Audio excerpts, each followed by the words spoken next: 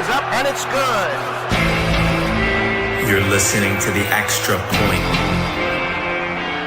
hosted by Phil Ruskin. Welcome.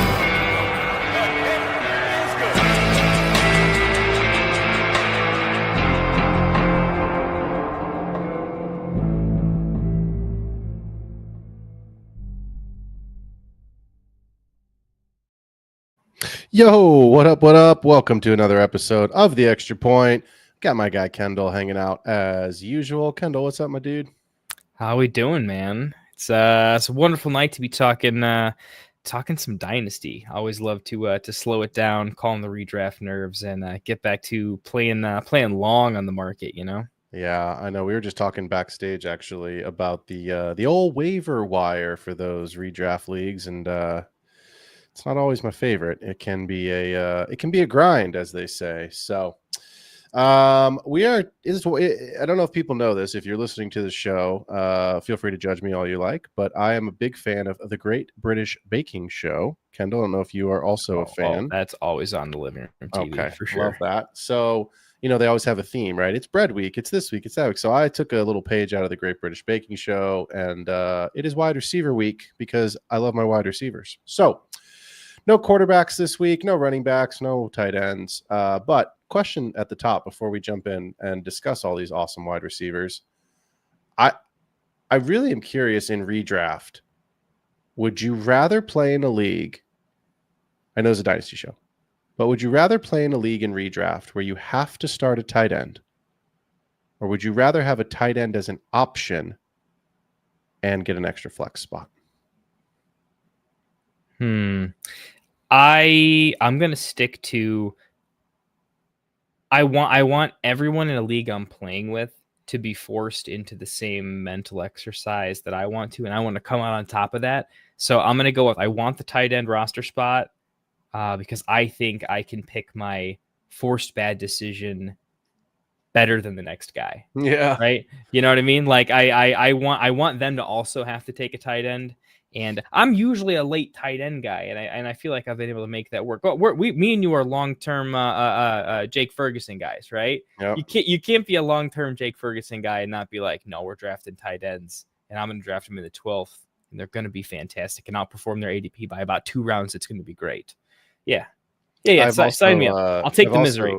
I've also historically been not a late round, but I've always been a late round tight end drafter, but I've also been a Tucker Craft truther for a while, as you know, which felt really good until last week when I was like, it was fine, right? It was questionable tag. I think he's going to have a bounce back game this week, but this is going to be the wide receiver week. And then next week we are talking all rookies. So we are going to go through and basically go top to bottom and just talk. It's called the Rookie Check-In Show.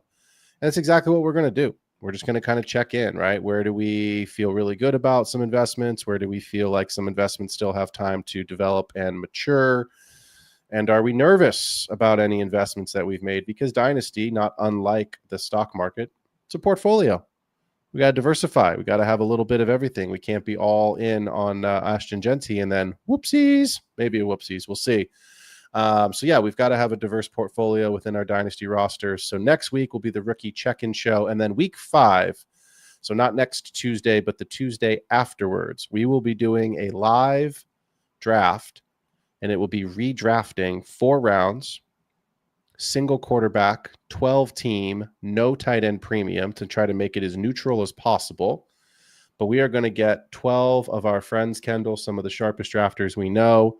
We're going to put them on the clock, and we're going to let them redraft the entire rookie class because I feel like a month is a good sample size to really have a sense of where has the market shifted, where are we pretty certain guys are still sticking in terms of their rookie draft ADP. And then last piece is that's going to give us an indication of, some buy sells, and we'll do that show the week after is talking a little bit of rookie buy sell after week 6 concludes. So that's what's coming up in the next couple of weeks. You can see if you are listening to the show, please jump on Spotify, Patreon, hit that like and subscribe button. Of course, jump on YouTube at The Extra Point FFB. That helps the show. If you're interested in some social medias, jump on Instagram at _extra_point_FFB. And then the other way that you can support the show, hit us up on Sleeper or in Discord. We do have our Discord channel. Ask us questions. We will feature those on the show. I don't think Broshov is here tonight, but his trade that he sent me not actually sent me, but the question that he sent me in a DM last week about a trade, Kendall, I think took us 27 minutes at the end of the show to knock out and discuss. We try to keep the show to an hour. We were right at it, and then we got into that trade question, and it added about almost 30 minutes of content. So, oh man, he's good for a good trade question, man. I think I have something in my inbox. You got to give the people what they want. So, but let's start at the top. And I think I've got 4 guys to talk about. You've got 4 guys to talk about. Why don't you kick us off with wide receiver number 1? And we'll just kind of go back and forth tonight and have some open conversation. If you're in the comments, we'd love for you to get involved. And let's do it. Yeah, a little fireside wide receiver chat. Absolutely. I like it. It's the old single malt scotch of Dynasty. All right, so I've got a little bit of. I don't think it's that spicy. That's the wrong word to say, but just a pretty strong. It's not all the time that you really talk about a player kind of moving into rare air. Usually it's just, top, wide receiver ones in that range. I want to talk about Puka Nacua. And I think that by the end of the year, Puka Nacua is basically going to be tied, basically Dynasty wide receiver 2.5, basically right there at 2 or 3. Him and JJ can flip back and forth. I think we'll give Chase a pass. I think he's going to stay at 1. But really, it's just down to I think he's just clearly the most consistent wide receiver in the NFL right now. It's just so easy to pencil him in for 100 yards somehow, more than 10 targets. Even if the Rams somehow score 17 points, you consider that a low-scoring game. You think the offense is terrible, and you look at the box score, and it's like, oh yeah, Puka caught 9 passes for 90 or whatever, right? Like an 18-point floor for a bad offensive game. I think he's going to be that guy. I see in redraft, if we're when all the the redraft community is going to start coming out with the if we were to draft today, Yep. Puka's everyone's wide receiver 1. That narrative is going to, I think it's just going to continue. I think the Rams are, with an improved defense, going to probably make the playoffs. And so that narrative is just going to continue. And so I see by the end of the year, I think CeeDee Lamb is going to be more frustrating. I think he's going to be like a more elite version of Amon-Ra. We love Amon-Ra because he just caught so many passes, didn't get as much in the red zone. Yeah. I think he's going to do that, but 10% more. And he's just going to be the easiest 20 points all day, every day. That's super young. And so I'm there. So I'm a buy on Puka. I actually was thinking to myself as I was writing this that, everyone's got a player on their team they can probably use to tier up to go try to get into Puka. And I see very few worlds where he's not more of a value tomorrow than he is today and more value next year than he is today. So types of, I'm going to try to up tier from like Drake, Nico, maybe T-Mac, with whatever picks I need to go up and get him. RB, JT, HN, Saquon, maybe Walker. Maybe he's a little bit too low tier, but particularly like JT, HN, Saquon. I'm going to go ahead and try to punch the ticket at RB and flip to wide receiver, and solve that room however else to kind of go get him. So I'm in Puka Nacua, a buy, even a very expensive buy, but I want him on my team. Let me ask you this, because obviously I agree with you. And I think you and I, and if you're a fan of the show, you've heard me and Kendall talk about this multiple times, at least 3 or 4 times over the last 2 seasons.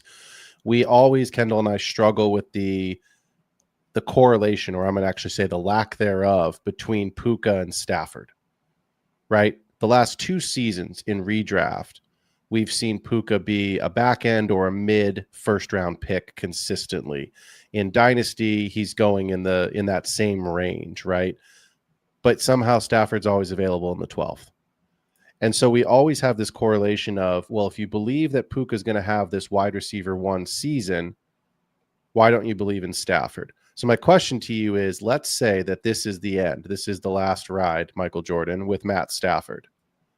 Does that change your outlook on Puka next season, not knowing, I should say, who the quarterback is, whether it's a rookie, a bridge, or a trade for Cousins, a Russell Wilson, Jameis, somebody like that.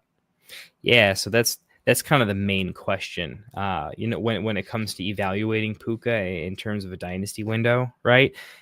The way I'm looking at it is I see Stafford 75% minimum, probably 75 to 90% coming back and playing for the Rams again next season. Yeah. I think the team will be good this year. I think they'll want to keep that window and go for it again. I think they'll probably have the pieces to do so, more than likely to at least give it a shot. And as long as the head coach is there and most of their core pieces are there, they had to rebuild a little bit young. I think they drafted fairly well recently. So yeah, I just think it's a significantly favorable outcome that Puka's back and so is Stafford, and that's good. And from Dynasty window, look, I'll be honest, I even have it in the show notes here that I didn't mention, but yeah, look, if I'm being honest, I'm buying Puka today for the rest of this season and for most of next season. Yeah. But I would be lying to you if, much like our takes on Chase Brown, when it came to also having to do what you had to do in Dynasty with him, I think I would be in many rosters looking to maybe sell out of a riskier situation towards the end of next season, see if I could down tier plus some picks or make a horizontal transition a little bit. Yeah, I'll be lying if I'm not thinking 1 year ahead, but I am fully thinking a year ahead. And that's why I think I'm very fine talking about him as playing long on the market with him, but long just in a 1.5 year window, I guess, where I'll look to de-risk. Yeah. If there is a player that I think is pretty immune to a new quarterback coming in, no one is.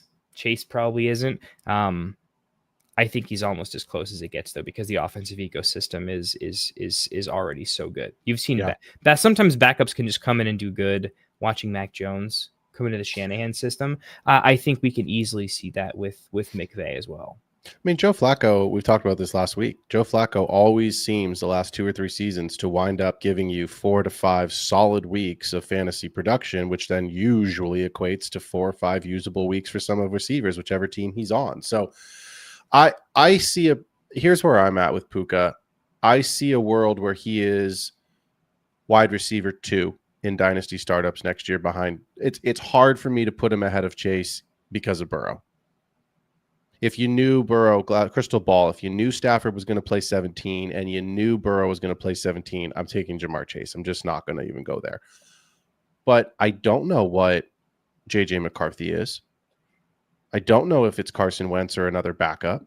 So I would take Puka if I knew I was getting 17 and I'm a win now team, or I'm a team that believes that I've got.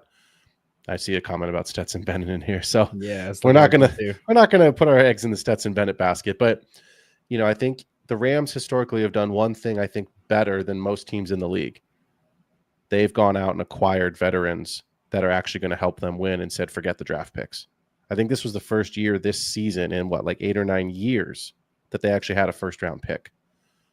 So yeah. I know the market is kind of difficult right now for veteran quarterbacks because you're not going to go get Russell Wilson or Kirk Cousins, but Dak just signed, right? That was the name that I think could have easily wound up in LA, would have been Dak, but we'll see what happens. But yeah, I think Puka is, if you're going to sell and you're going to sell for everything or tier up, I would buy, and I would buy with expense.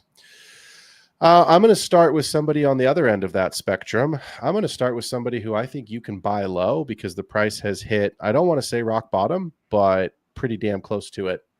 Managers are frustrated. He dropped what probably, and it's hard for me to say this because I'm a Niners fan, he dropped what probably would have been the game-winning catch against San Francisco last week. The touchdowns aren't there for him. It's frustration city, and it's Marvin Harrison Jr. So I believe in the talent. I'm not sure that I believe that his ceiling is what we originally thought last year when we were dropping the 101 on him. And I haven't seen any, and this isn't, an Ashton Genty, let's freak out. It's been 3 weeks. This is 20 games now of Marv where he's really only had, correct me if I'm wrong, Kendall, 1/2 of one game last year. And it was very early. If I'm right, it was like week 3 where he really exploded. and it's not been good. But here's why he's my buy candidate. He's 23 years old. He's 6'3", 220. He's still a red zone threat. He's still a good wide receiver. Are we ready to put him in the top 3? Absolutely not. Are we ready to put him in the top 5? Absolutely not. But you and I talk about all the time, we have a pretty clean consensus idea of who the top 8 wide receivers are in Dynasty. But who's 9 through 12? Because those are still wide receiver ones for your team at the end of each season, whether it's a point per game basis or a total points on the season. And that number changes. Cortland Sutton was in that mix, then he's not, right? And historically, we've seen guys kind of fall into that 9 through 12 range. 2 years ago, it was A.J. Brown and Devonta Smith. It was Tyreek Hill and Jalen Waddle. So you had 4 guys in the top 12, two from each team. So to me, I think Marv is the quintessential prototypical wide receiver 2. Because if you look at what you're getting from a wide receiver 2 production, your floor is probably 5 to 6 points and your ceiling is probably 18. And to me, that's where Marv falls. He's going to get, on this current team, 5 to 7 targets a game. He's struggling with drops right now, but CeeDee Lamb struggles with drops, and we've anointed him as the wide receiver 2-3 in this league pretty much as a consensus. There's not a world where you're going to say, oh, I don't want CeeDee Lamb on my team. But we all have seen CeeDee Lamb, including the first game of this season, drop balls. We've seen in the last 3 years drop balls in pretty big moments. We've also seen him completely outproduce his ADP. We've seen him be the overall wide receiver 1. So I'm not sitting here saying that Marvin Harrison Jr. is CeeDee Lamb. But I'm saying I think people are frustrated because of the drops. They're frustrated because of the lack of production. They're frustrated because he's not living up to that 101 hype potential that you drafted him for, to be that 12 to 18 point team per game with the occasional 30-pointer in his range of outcomes, because he's just not getting there. But let me ask you this question. If you didn't have Kyler Murray, if you had a different quarterback, are you more excited about Marv? Somebody that could throw the ball. I don't want to talk about Aaron Rodgers for a season. But if you were to go, if Kyler got traded or if Kyler got moved and you had a next young rookie come in, I'm not talking about Arch, but just somebody that came in that was competent, that could throw the ball. If Marvin Harrison Jr. had gone to the Bears instead of Rome, are we having this conversation that we're frustrated with Marv? I don't know the answer to that, but I think you'd probably be more excited about the range of outcomes, right? You and I talked all off season about Marv, Neighbors, Rome, who is going to be the true wide receiver, the true alpha from this class. And we couldn't really get there.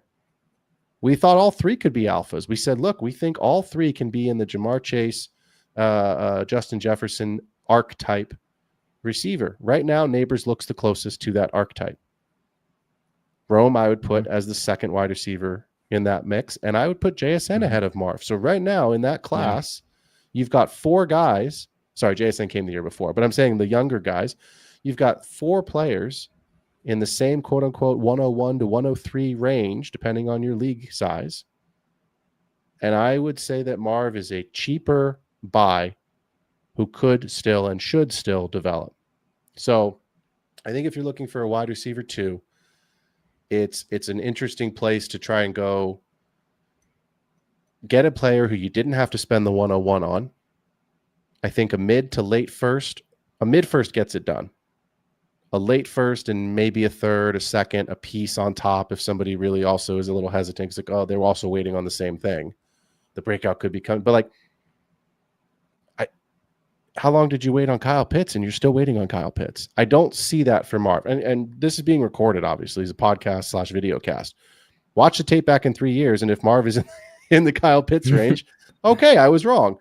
But the pros get it wrong, right? Every single podcaster in the world, every single expert, every single person on ESPN picked Baltimore to win the game last night. Whoops. So I would say a 26 first and a small piece or a second would get it done. I think he's a great wide receiver 2. Even better if you're fortunate enough to have some depth and maybe you've got some picks. he'd be an amazing wide receiver 3 or flex option. Obviously, that's probably not the case with most rosters, but if you're in a 10-team league, it could be the case in a 10-team league where he could realistically be your wide receiver 3 or flex, depending on your league size. So I think this is probably as low as it's going to get, and this is the right time to go and buy him.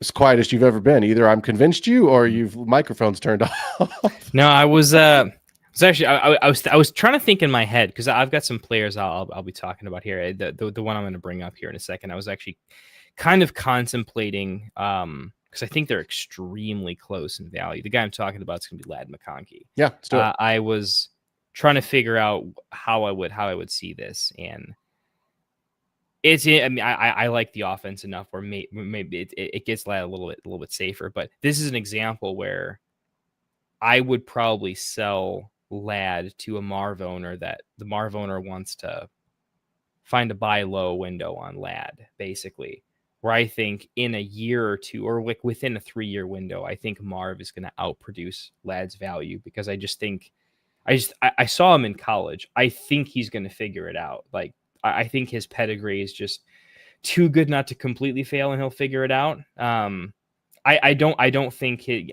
Jerry Jeudy was super hyped, and now he's kind of meh. I think Marv isn't at risk of going as low as Jerry Jeudy, right? Yeah. He's always going to be a little bit better. So I think that's a somewhat safe floor, and I think he can get to a pretty good place. Kyler in that offense really has been frustrating to a lot, right? So yeah. I think you could actually probably get like Marv in a piece for Ladd, to be honest, at this point. So right. Give me a couple thirds with it. But yeah, I actually agree on the take.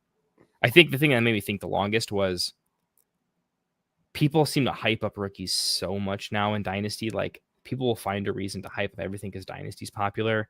I feel like the value of a first has gotten so inflated that I almost don't like selling firsts in season as much, just because I feel like I can sell them for 25% more or more, maybe 33% more.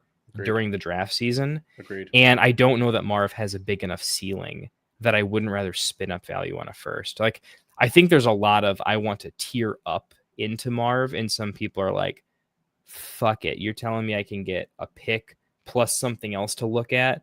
Yeah, they'll convince themselves they'll do something with the pick. And I think you can get it done for production plus second, third conglomeration. You know what I mean? It's a stylistic type of trade. I think you can kind of go and get that done. Like the Addisons, I would flip like an Addison into Marv. I would, if I had Zay Flowers, I think I can probably go get something done where I think Marv actually has a safer range of outcomes. So that's an interesting one. It's like you really have to think of individual names. But I think there's something to that one. Yeah, I mean, look, the only thing I would say about selling first in season is like the name you brought up to start the show, Puka. If I could go get Puka for 2 firsts and a little something, I don't know if you can get Puka for 2 firsts outright. You probably have to do a little bit more on top of that. I think 3 firsts gets it done, but could you get him for 2.5 firsts, 2 firsts and a second, 2 firsts and a piece? That's fine, because you're getting 10 targets a game, 12 targets a game, 10 catches, 80 to 120 yards. And if you're lucky that week also has a touchdown on top of it, you just put 20 points in your bet on your starting roster. So let's talk about Ladd, because I know you've got some notes here on him, and Ladd is interesting. So with Ladd, and I can kind of be quick on him. He made, I think, both of our overpriced lists in a redraft. He was just going at a range that just didn't make a lot of sense. He was actually being drafted in a range similar to Marv the year before, just too high, didn't make any sense. So here's what I think. I think you did the right thing with Ladd this year, which is we're in a league together where I don't think either of us liked the outcome of our drafts quite as much as we might otherwise would. It was looking like a clear case for, hey, you know what? Let's maybe tear it apart in year 1 and do like an initial mini re-rock and just set it up for year 2 a little bit better. And you ended up getting 2 firsts for Ladd. I forget the exact trade that you did, but I think that's the play. I think now that Ladd's had a rocky-ish start, the idea is people are not down on Ladd because they're so high at Herbert in the offense, and more people are willing to, and it might even be true. Shoot, like Huge could get the drops again, and Ladd could be better and see better days, right? Yep. I think the idea is the ceiling's just not there as other weapons emerge. Hampton's emerging. Trey Harris still has to do something at some point in time. So I think there's this window where you can still sell the name Ladd McConkey for 2 firsts. But I think there's so many outcomes where he ends up probably around Jordan Addison, a big name that just faded ever so slightly. Going from that 2 firsts level, which it's tough to get into the I will pay 2 firsts for somebody range. A lot of players fall into the, all right, a first and a piece and we can make it happen. The first and 2/3, the first and second range. I think he's going to fall to that range and never recover from it. So if you're the Ladd owner, I actually think it's just a better time to cash in, re-roll those assets because I think he's going to tear down and not risk coming back up. So that's just kind of my permanent take on Ladd after seeing what is a good offense and him just not being enough in it. The trade was a 26. Sorry, I had Ladd McConkey. I traded Ladd McConkey and Joe Milton. This is a Dynasty 12-team Superflex 6-point passing touchdown, full PPR. I traded Ladd McConkey and Joe Milton for a 26 first, a 27 first, and Jalen Milroe. I like that one. On paper, we'll see what that becomes because I won't know what the outcome of this trade is for 2 years, assuming I keep that 27 first and I don't flip it for something else. But yeah, I like Ladd. I think the issue that we've had with Ladd has always been the same. Last year might statistically be the best year of his career. It's not to say that he's not going to be a wide receiver 1. It's not going to say he's not going to be productive and be a high-end wide receiver 2 moving forward. It just happened that there was no Keenan Allen. Huge had the dropsies. Mike Williams does what Mike Williams always does and misses the majority of the season. They didn't have a running back. Like, there was nobody else. It was Ladd, an insert player here. And now Huge has been good. I can't believe I just said that, but he has. He's been good.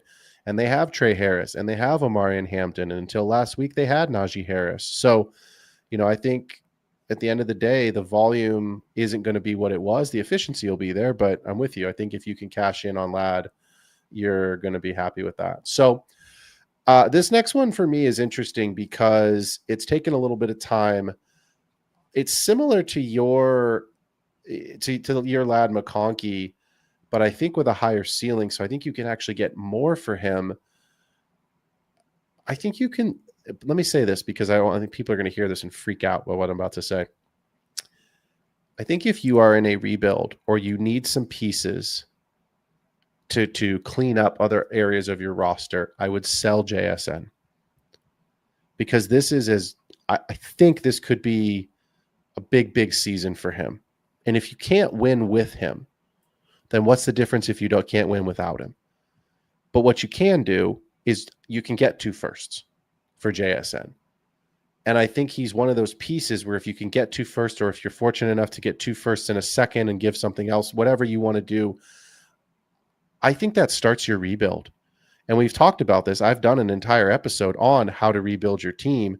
If there is one truth, Kendall, and you know this, if there is one truth in Dynasty, it is that at some point, every manager will have to rebuild. It may not be a full overhaul of the roster, tear it down to the bare bones skeleton and start again, but you might need to rebuild your wide receiver room, your running back room, your tight end room. Well, your tight end probably always needs to be rebuilt unless you've got Bowers and McBride. But my point is that at some point, you're going to have parts of your roster that either age out or are no longer in their peak and are at their peak value, and it might be just time to sell before the proverbial age cliff hits. So if you're in a contender, obviously you're keeping JSN. But I think if you're in that middle of the pack, lower part of the league table, and the playoffs don't seem like it's in your future, he's the alpha in Seattle. I don't think he can be the overall wide receiver 1, not with some of the names that we've mentioned, but I think he can absolutely finish inside the top 5 to 7, maybe 8 this season. And the QB situation's fluid. It's Darnold right now. It may not be Darnold next year. And if it's Jalen Milroe next year, and it could be, now you're talking about basically a rookie adjusting to life in the NFL who has question marks with how he throws the ball, but is a superb athlete. It's like Lamar light. So if Milroe becomes even half of what Lamar is, most of Milroe's value will be on the ground with his legs. I still don't know what kind of a deep ball he throws. So to me, it's like you have a known commodity this year but you don't have that same known commodity next year. It's not a Jamar Chase situation where you know the quarterback. Yes, the contract is 3 years for Darnold, but it's really a 1-year contract. It's very much like Josh Jacobs' contract is in Green Bay. Now, Josh Jacobs crushed it last year, and they chose to keep him, as they should have. But if Darnold misses time this season through injury, if Darnold's game goes to shit, I don't think they keep him. I don't think they bring him back. So not with Milrose sitting there, not with a young player that's on a rookie contract when they've got other pieces that they can go and spend, because the Seahawks are a good team. So I think this is a time to really look at JSN and really ask yourself, where is my roster? And is this a piece that can really help me build into next season or into the next 2 seasons? Because I'm a huge fan, as I know you are, of taking one of your most expensive players and flipping it for 2 or 3, maybe 4 pieces, whether that's, a package of veterans and picks or straight picks, because that really can transform your team. So again, if you're in it, ride JSN out, get that championship ring. That's what we're here to do, is help people win championships. But if you're looking, I know it's only 3 games into the season, but like if you're looking at your roster and you're going, man, I just lost James Conner, right? And I don't have Trey Benson, and I have Joe Mixon, because I put all my eggs in I'll get a lot of people build their teams this way. Young receivers, sexy receivers, young draft pick receivers. I'll just piece together my running back room. A lot of dynasty rosters are constructed that way. And Mixon's on your roster, or Nick Chubb, or you just lost, Najee, or you've lost, James Conner, you've lost Aaron Jones. It's hard to replace that. You're probably going to replace those guys even if they were healthy next season. Sell JSN, get yourself some assets, go rebuild some of that running back room, get yourself a young wide receiver in the draft, and just get into the playoffs next year.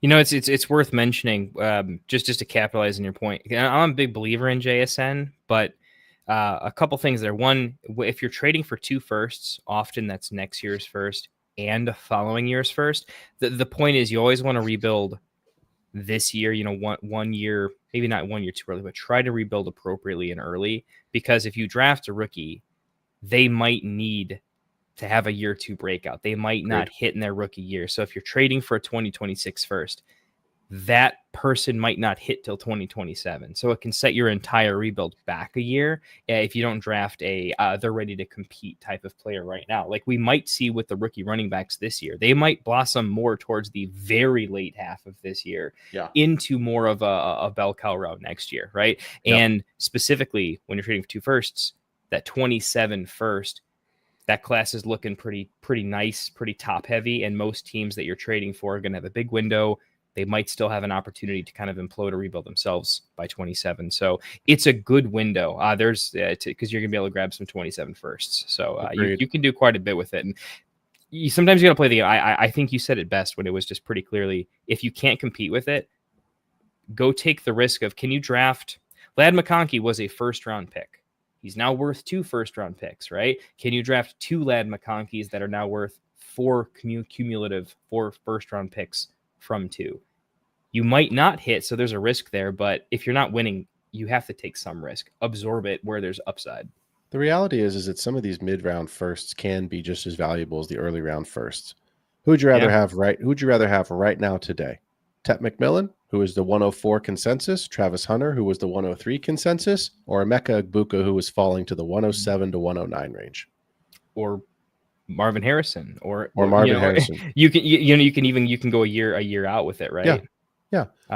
Happens all the time. Tyler Warren, first round pick, right? Yep. I mean, and I think there's pockets every single year. We knew that with Warren. We knew that with Egbuka too, and we were able to pick him up in a lot of places. So, great call.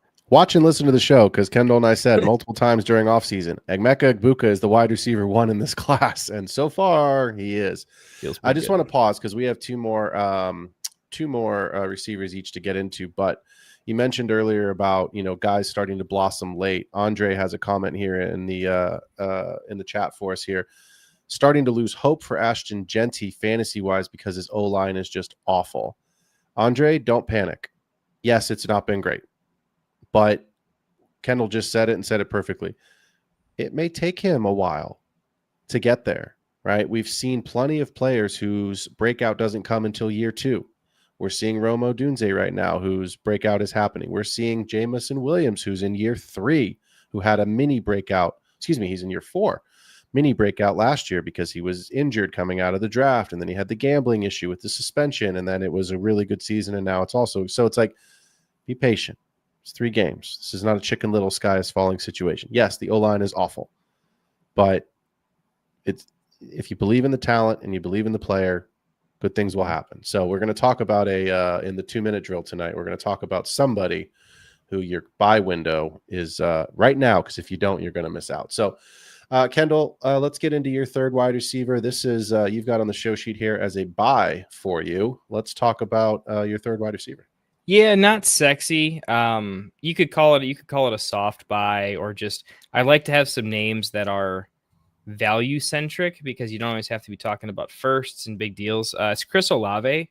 So the base take here is the offensive ecosystem's in a pretty rough spot. Quarterback play is probably towards the area of it's as bad as it ever could be, right? And even in that situation, he's healthy. I don't think we've seen any major health risks. We know he's still like a hit away, right? But he's taking care of himself at 10 plus targets per game. I know that it's similar to Puka. If you can just get targeted 10 to 12 times a game and catch most of them, that's actually just really difficult to do. Usually bad quarterback play results in terrible completion rates and whatnot. And I'm not saying Olave's putting up a ton of points, but he is getting a ton of targets. He's clearly the main guy. There were rumors that maybe Shaheed's a little bit better. Like Shaheed hasn't had anything going on yet, right? Yeah. Apparently Olave's more open than Kamara, who's doing okay, but not things he used to do. So I'm just saying, I think the NFL is a league of parity where, there's a reason we always start the worst defense in the NFL against whatever rookie happens to start as quarterback, because they're all still NFL athletes who will they'll tear a bad player apart. Olave's doing just fine, right? In a terrible situation. He's outperforming BTJ, straight up. Everybody is right now. So my simple point is I think it's a safe buy low because he's still very young. He's still very talented. Everybody that comes out of Ohio State just does their thing, right? I mean, he was one of just a long line of just can't miss guys, right? I still think he's that guy, but I think you get to see the evidence of he's still good. There's better days to come without his market value rising a ton. And he's not helping anyone win a title right now. It's very unexciting. And I think the Chris Olave owner went from full on like mental health issues this past offseason, thinking like it might be over. This valuable asset, this first plus commodity might be actual dust, right? They might see this as a window of proof of concept to sell and flip into something else. And I think I want to take the other end of that bet. I think I want to, if I can go acquire Olave for, I have this in another league right now. If this wasn't a player that I'm super in on, I'm a big Bashal Tutin guy, right? Bashal Tutin in a very unpredictable, it's probably going to be on the early side of seconds for Olave. I'm looking at as like, I think Bashal Tutin, if we redrafted right now, would be closer to an early second. So it's like, would I do 2 early seconds for Olave? I think I'm probably overpaying Olave's market value in all honesty, but I think I'm happy with that bet. And I think if I can go take relatively mid to early seconds or that approximation of value and spin that into a consolidation trade to go get Olave, pick plus players, something along those lines, 2 picks. If I can get him for 2 seconds, I will. I think I'm getting a player that I'm just going to be consistently happy with. It might be a Houston situation for a year where it's pretty bad. But I think as early as next year or down the stretch, I could see something happening where he's just a little bit better. It can't get much worse, and something has to happen from 10, 12 targets. So I'll invest it. It was kind of like buying Rome last year. It just wasn't looking like the Bears were ever going to be good, but things can turn around in a year. That's just possible. If you like Elikyle Minor with Cam Ward not looking super good, there's just a lot of situations where it's probably going to get better in New Orleans at some point in time while Olave still has life left. Or God forbid he'll get traded. If he ever gets traded out of there because the Saints ever decide to fully pack it in, if that was ever an option, my God, how spicy would that be? Chris Olave to the Chiefs or something along those lines. That would be insane. Chris Olave to the Bills. That would be nuclear if he had decent quarterback play. So I like Olave. I'm with you. I will give the listeners and the viewers a alternate take on that just very quickly. I still think Olave gains some value. I think he has some value even if the situation is poor. So I do agree with you. You can buy lower than what his value could be. I also think that there's still people that believe he's worth it. And I sold him this summer. I sold Tyreek Hill, Chris Olave, and Isaiah Pacheco for Trey Benson, Jaden Higgins, a 26 first and a 27 third. Wow, nice trade. Thank you.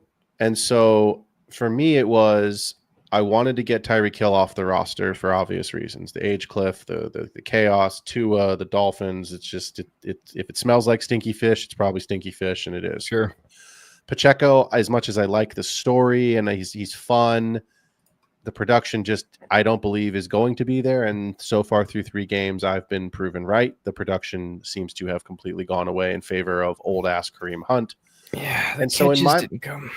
Yeah, it's not there. And so in my mind, it's like I basically sold the last year of Tyreek Hill, possibly the last year of Pacheco and Chris Olave for a first, Benson, who's now a starting running back, and Higgins, who I believe in, who is probably going to be a year 2 breakout once they fix. I believe once the Houston Texans fix this offensive line bullshit, that they're going to be just fine. Because Nico's a good wide receiver. Mm-hmm. I think all their wide receivers are good, man. Jaden Higgins is good. Jalen Knowles is a good wide receiver. receiver. That's what I mean. I invested long in CJ Stroud recently, thinking like within the next 2 years, it's going to pop. Like it's going to be fine. Go buy the baseball. Go buy some CJ Stroud baseball rookie cards. I think they come back. So I think you can do both. I think you can buy Olave cheap, and I think you can sell him relatively high at like I did as part of a package. You can't sell him one for something because then it's too obvious. But if you can kind of a savvy take. Hide him, yeah. Then I think he's kind of in the middle. He's kind of in that gray area, right? As is this next guy. And I want to talk about him. And I love my stats and my social proof, but like you said at the beginning of the show, we're going to have a little fireside chat. It's more of a conversation tonight than like, here's the hard stats of why I got to hard sell you on selling or buying this player. I think if you're a contender, you should buy Garrett Wilson. And here's why. You're warming my heart, buddy. People have Garrett Wilson because I'm looking at my sheet that says Garrett Wilson next to the Jets, and I put the J with the Wilson. They have Garrett with a G. Sorry, Mrs. Wilson. And the Jets with a J. They have fatigue. They're 0-3. Justin Fields is Justin Fields.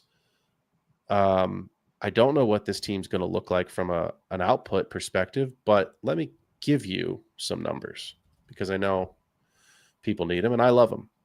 100% snaps, week 1. 94% snaps without his quarterback, week 2. 100% snaps. 9 targets, 8 targets, 13 targets, 95, 50, and 84 yards, 2 touchdowns on the season. Kendall, without Googling, who's the wide receiver 2 in New York? Cam Scatterboo. Yeah, wrong Jets or wrong team, wrong New York. Oh wait, Jets. Oh wow, I heard New York. Oh yeah. Well, I wanted to be so right on that too. I did like because the answer to that question probably is, wow. Ooh, that's the answer. Wow, that's crazy. Is the answer. They have to have under 75 yards, right? I don't know who it is. It doesn't matter who it is because it's the Breed? Garrett Wilson show. I don't know. I honestly don't know. I mean, I can look it up, but my point is that if I said Kendall, who's the wide receiver 2 in Cincinnati? Still T. Kendall, who's the wide receiver 2 in Miami? Still Waddle. That's it, right? You know these names. They come to your head. Boom, boom, boom. Philadelphia, Devonta Smith. Los Angeles Rams, Devontae Adams. I don't know who the wide receiver 2 is for the Jets. And I can promise you, if Justin Fields doesn't work out, which he might not, and the Jets are drafting in the top 3 of the NFL draft next year, which they probably will be, they ain't taking a wide receiver there. They're taking a quarterback or an offensive lineman to protect whatever quarterback they're going to go and get later. Or they're trading down to get more assets because they need a lot of pieces. Or Brees is going. But here's the thing. There is nobody there besides Garrett Wilson. So these are the next. We have to play Dynasty this season. Even though we play in a 2 to 3 year window, we still have to play this year. Here's the next 5 weeks for the Jets. Miami, atrocious defense, giving up the most points in the league. Dallas couldn't stop a freaking bumblebee with a net. Then Denver. Okay, Pat Surtain, scary. Sure, so maybe a down week coming. Then Carolina, then Cincinnati, then the bye week. So 4 of his next 5 weeks are against 4 of, as of today, the worst defenses in the league. And he gets to play Miami twice because they're in his own conference, in his division. And I wouldn't exactly say the Patriots are a terrifying matchup, and though Christian Gonzalez is legit, so I'll give him some props. But if they can't get to the quarterback, those could be some 15, 16 target games. And that's my point. So I think if you're in a buy now window, if you're a contender, I know it's only week 4, but I think we just talked about this a couple minutes ago. Maybe it's not the world's greatest idea to trade picks in season, especially this early in the season. But you and I talk about this all the time. If your team, as a result of a trade, suddenly vaults into a playoff spot, you are now trading away a late first instead of a mid first or early first. So that first round pick, even though that's going to be part of the trade to get Garrett Wilson, suddenly doesn't look as unattractive to you as it could look attractive to the acquiring manager who's tired of Garrett Wilson and doesn't want anything to do with him. So I like what it looks like. I like the targets. We talked about this backstage earlier. Like DK Metcalf's never really been that guy, but why were people so excited about DK this year? Because Aaron Rodgers hyper targets his wide receiver 1 more than any single quarterback does in the NFL ever. And who's the wide receiver 2 in Pittsburgh? I don't fucking know. Who's it? Calvin Austin? Roman Wilson? Right now, I think it's Kenneth Gainwell. Yeah, Jalen Warren and Kenny G. Like, that's the wide receiver. I mean, Jonnu Smith, like, get out of here. Like, these guys aren't legitimate contenders for targets, especially red zone targets. So give me Garrett Wilson as a buy. He's got 4 awesome weeks coming up before that bye week. My question was going to be, what's his real ceiling? But I don't know if it really matters right now because he's not going to be your wide receiver 1. Trade away a first and a second round pick and go get Garrett Wilson and see if it doesn't win you a championship. At least gets you to the playoffs, and then you can trade and, maneuver your way across the board that way. So Wilson's a buy for me, especially if you can find somebody who's just tired and wants to bail out, or someone whose team, again, won't make the playoffs and maybe is looking, screw it, I'll just get rid of him, get some draft capital and start building towards the next season. There's teams like that in every single league. There has to be. That's the law of Dynasty. So let's do one more each, and then let's get into the rest of the show. Right on. Well, we'll save the best for last over here, baby. If we're doing a Dynasty wide receiver show, there's no way I can't throw my boy Rome on here as the culmination of I was such a big Rome guy, and to hear people in NFL circles talk about Rome in the draft process, it told me that this is probably the most can't miss prospect because of the mental game. Everyone talked about his leadership. This is a guy who could be, they were comparing him to Larry Fitzgerald. They were saying this is a guy who could, be in a leadership position in the NFL, like the NFLPA, doing a lot of that kind of stuff, on and off the field, really being a representative of the NFL in the Shield, who can also be one of the best wide receivers in the NFL. And I think we're kind of seeing that right now because he's playing up against a million very, very good mouths, right? We're seeing it from Luther Burden, right? He's no slouch. I'm sure in practice, Luther Burden probably did a million of those plays that he just did this last game where he took one to the house. He's extremely talented, right? There's DJ Moore. I mean, unless he's not trying, he's an extremely talented wide receiver, right? And consistently, Caleb Williams, who occasionally does still struggle with inaccuracy all the time. Rome is his safety blanket, whether he's 5 yards away or 50 yards away. Wherever he's at in the field, Caleb feels very calm and very confident throwing him the ball at any point in the field. I already have him as essentially I've got to redo my rankings here, but he's inside of my top 15 Dynasty wide receivers. I think he's going to go absolutely nuclear. What we're seeing right now too is a Rome that you're happy playing essentially as an upside wide receiver too, with Caleb Williams at the helm in a very interesting offense week to week. What we're seeing in a Dynasty Outlook situation. This is why I would probably go pay probably 2 firsts for Rome at this point and feel okay with it. I want to get a discount, but I don't think you can anymore. Eventually, there's a post DJ Moore world where Rome is at worst probably a more a better red zone weapon than Garrett Wilson. But he's a big body physical freak. He's fast, he's large, and he's in the red zone. I think whatever Garrett Wilson is doing right now, which has been top 12 wide receiver numbers, he'll be that as his floor, right? His ceiling is also added in the 10 touchdown upside of a Mike Evans. So that's where I see him in year 3. Just in year 2, just to kind of throw some player comps at him. Look at what Emeka Egbuka is doing right now, right? With 3 touchdowns through his first 2 games. Just skyrocketing, right? Almost everyone is willing to pay 2+ firsts for Egbuka right now. 2 firsts and a second I'm seeing in a lot of places, right? I think Rome is actually more talented than Egbuka and has a higher ceiling. So we're ready to anoint a lot of guys pretty quickly. I think you're going to bring him up in a little bit, but like Garrett Wilson isn't a very talented person, right? In an offense that's struggling. You could say the same thing about Rome on a sometimes struggling Bears offense, but look what he's able to do even when it's a little bit rough. So I think it's wheels up for Rome. Not a bad thing to say. Pedigree plus opportunity plus head coach plus a division that requires 40 points to win a game now. Look at what the Detroit Lions are doing. Oh my goodness. Yeah, we get to play all those guys twice a year, and it takes a lot to beat them. So little downside. Even if Caleb and the Bears take a step back, Rome won't. DJ Moore will be gone while Rome is young. That's a world I want to live in. So let me ask you this, because we talked about this name earlier in the show. He's one of your guys. I'm looking at a roster right now where I have Ladd McConkey, T. Higgins, Devonta Smith, Emeka Egbuka, and Matthew Golden, and Luther Burden. Ironically, I didn't know that. He must be on my taxi squad. What of that would you move to go and get Rome? Let's say the list again. This is just the receiver room.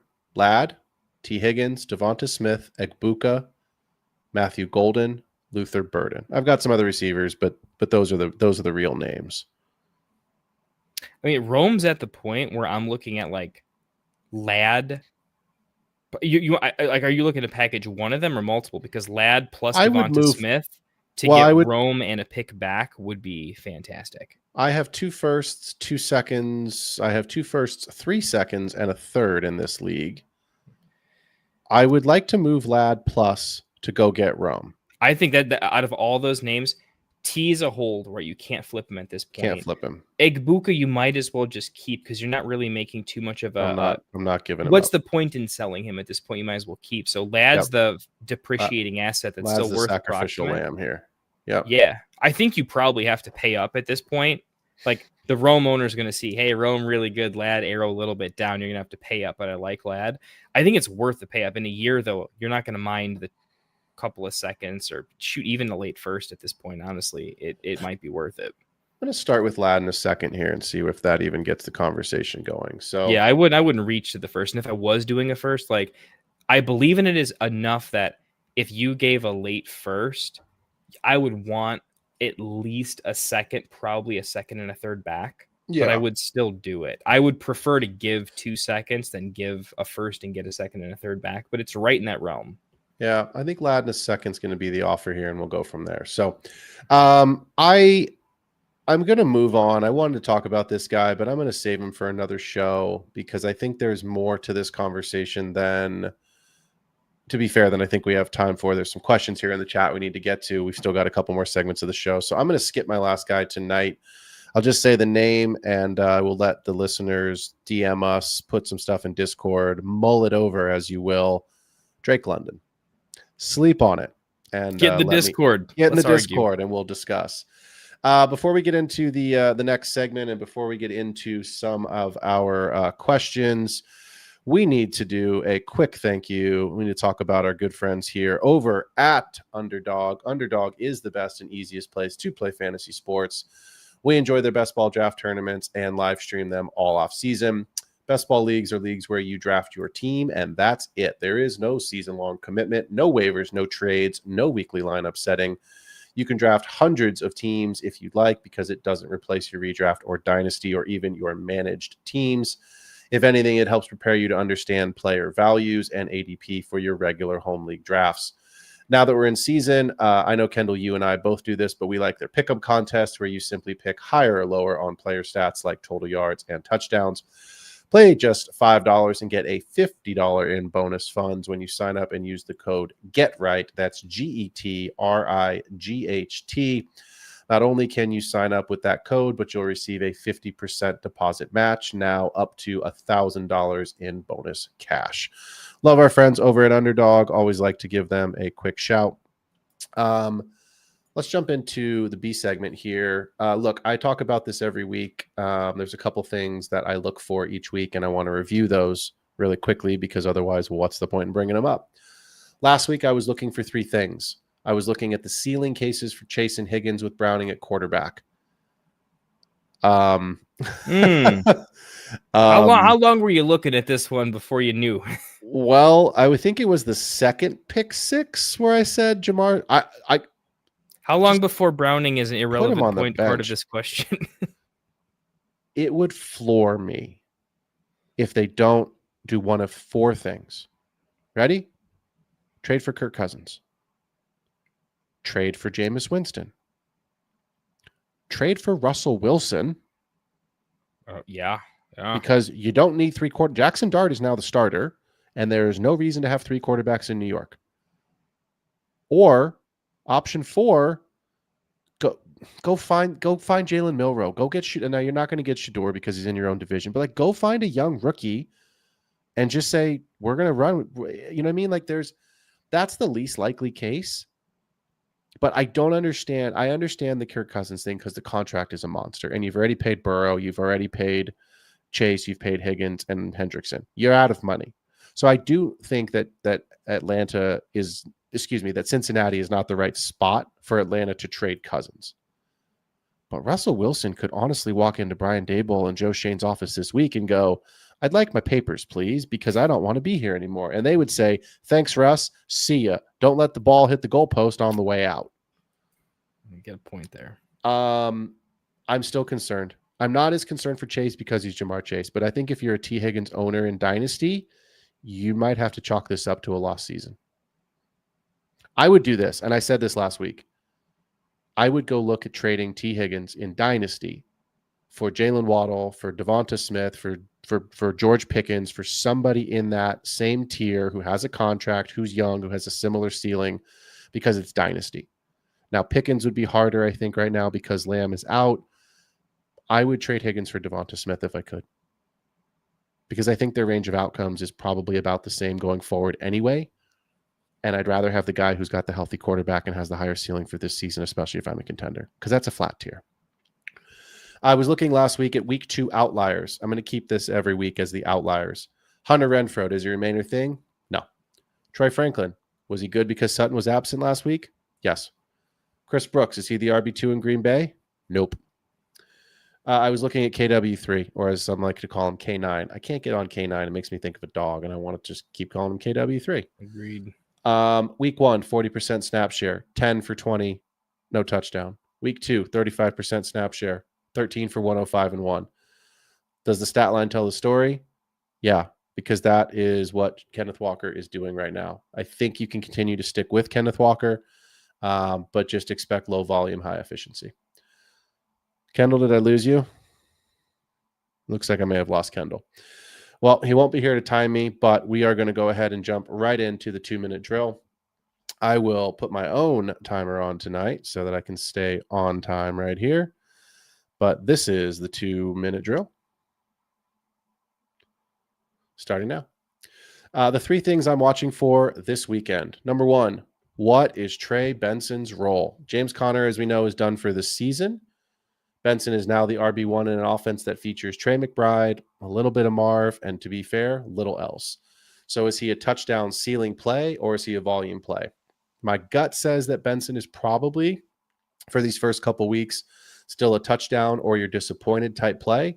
But this is his best chance to establish his fantasy value moving forward and into the future.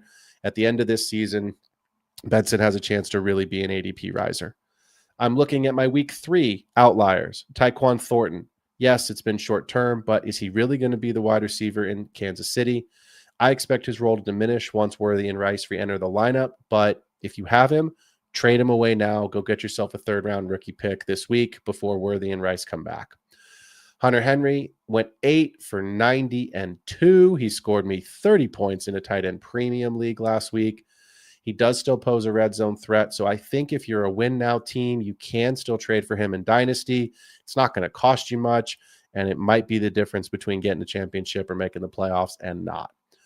Torrey Horton. It was a blowout win in New Orleans against New Orleans, but he's got 2 touchdowns in 2 weeks. His involvement in his usage hasn't really changed. So that's not really positive or negative. It's just kind of stable. But they're going to him, and it's something to keep an eye on because I do think that he is a trade for candidate moving forward. So I'll be watching more Torrey Horton this weekend. And the last thing is, I said I would bring it up. You need to trade for Travion Henderson right now. Ramondre had 2 fumbles last week, and he has a history of turnovers. Carolina is giving up 15th most fantasy running back points to the running back position. They got Buffalo this week and then New Orleans and Tennessee before they play Cleveland. So the breakout for Travion Henderson is coming in the next 2 to 3 weeks. If and when it does, even against a tough Browns matchup, your window to buy him is closing. Go get Travion Henderson right now. That was 2 minutes and 11 seconds. That was this week's 2-minute drill. Kendall just texted me and said his computer has completely gone down. So hopefully everything is okay. We like to end the show generally with a trade of the week. Because he's not here to throw some ideas back and forth with, I will close the show with this for you all. Trey Benson is the hot name. Are you keeping him or are you trading him away? My gut says to keep him for a week or 2 and see what it looks like, and hopefully it explodes because the value will certainly go up from there. But just somebody to keep in mind. Obviously, in the redraft world, he's probably already rostered. But if you are in the Dynasty world and he is on your bench or you traded for him like I did this offseason, this is the time to really start thinking about whether he's someone you want to have on your roster to make a run with and use, or whether it's time to try to cash in and find somebody with a higher ceiling. Let's jump into some questions here. I've got Canyon, Kaynan. I apologize if I butchered your name, but Canyon asking, do I start Monty or Judkins? Cleveland does play Detroit this week. It's hard for me to say this because of what Monty just did to Baltimore last night. I would probably start Judkins, and the reason being is the volume. Monty still has to compete with Gibbs. Myles Garrett is an absolute game wrecker. So while I think Monty could still be solid, he's not as much of a pass catcher, of course, as Jahmyr Gibbs is. I do think that the Lions are probably throwing the ball more this week than they are running it against that pass rush and against Myles Garrett. Yes, the Lions are good. They've got Hutch on the other side, but the volume play, I would give the slight nod to Judkins this week simply because of volume. Galaxy Pickens, hey guys, just subbed. We appreciate the sub, man. Appreciate you being here. Do I trade Worthy and Bill, JCM, for Tet and Caleb Williams? Currently have Nix, Lamb, KW3, Ladd, Rome, Addison, and Hawkinson. My assumption is that this is a dynasty question. My other assumption is this is probably a single quarterback league, as I'm not sure why somebody would trade away a quarterback in a super flex league without getting a pick back. Worthy and Bill for Tet and Caleb. I would take the Tet and Caleb side all day. So yes, Galaxy, if you are trading Worthy and JCM Bill away to get Tet and Caleb, I would absolutely do that. I had another question here. Rafi, appreciate Rafi always being here. Marvin Harrison Jr., the wide receiver version. Trevor Lawrence, 5 years from now, we'll still be waiting on the elite talent to show up. I don't necessarily agree with that. I think Marv shows up sooner than that. I'm just not sure he ever hits that 101 type level that we drafted him to be. Rafi's second question, do you see the same fate for Luther Burden? Next year, maybe more moves elsewhere, and then Rome forms a Mike Evans / Godwin type duo in a productive Ben Johnson offense. That's exactly how I see it. It was pretty clear, even though it was only 3 targets last week, they Ben Johnson said all week in the press conference that he wanted to go ahead and get Luther Burden more involved. They did that. Yes, it was a weird flea flicker, but it worked. Big bomb touchdown. Luther Burden he's talented. He's explosive. He's a good athlete. So at the end of the day, I don't think it's a great season for him this year, but I do think he's a player that's going to be very heavily involved next year on a young core. I do think DJ Moore goes away either next year or the year after, more than likely next year. I think Rome's already the tight end one in that offense right now. So for me, if I could trade for Luther Burden, I would. It's not going to cost you very much. It's probably going to cost you a 3rd round pick, to be honest. And I think that you're going to be much happier looking at your roster next year as a depth piece and a possible spot start or even a flex if he develops into that kind of a player. Last question here from Digfi, Caleb or May. In a vacuum, it's close. It's really close. I would probably take Caleb. I think the offense is better and set up for more success. There's more weapons in Chicago. But it depends on your league size, depends on your league format. If it's a super flex, if it's a single quarterback, the upside for Drake May, the upside case for Drake May is that he does run. Caleb has that in his game as well, but Drake May is a little bit more designed run, whereas Caleb's a little bit more of an off schedule scrambler. So I think if you're looking to win and win now, I would still take Caleb because I believe they've got more pieces. And I think Ben Johnson's going to figure it out a little bit faster than what the Patriots are going to figure out, but it's pretty close. So those are all the questions that I see. As always, we appreciate everybody in the comments and in the chat. Next week, as we talked about at the top of the show, we will be doing a rookie check-in. So we're going to go back through the rookie class and talk all things rookies next week. Where are some guys out producing where they were drafted? Where are some guys underproducing? And are we, or if we are panicking on any guys, what are we doing with them? And then if you want to be on our live 12-team rookie redraft, not next Tuesday, but the Tuesday after, DM me on Sleeper at @PRuskin. I will get you into that draft. And we'll fill that up with some really sharp drafts. Kendall and I will not be drafting. We will be live streaming, of course, and that will be the podcast video cast episode for that night. But the next couple of weeks are going to, it's a Dynasty show. We're going to focus pretty heavily on the rookies and give everybody a pretty good sample size, 4 or 5 weeks of what to expect, and certainly where guys sit currently as they rank out against their fellow rookies. So that's it for this week. Have a great Tuesday night. Enjoy a Wednesday day off and have a fun Thursday night football, Seattle and Arizona. For everybody here at the Get Right Fantasy Network, for myself, Phil Ruskin, host of The Extra Point, appreciate y'all being here. We out. Fantasy is the play. Marking nothing, but I tune in every Friday. Strategies provided, I will lock in every way. So go and roll your sleeve.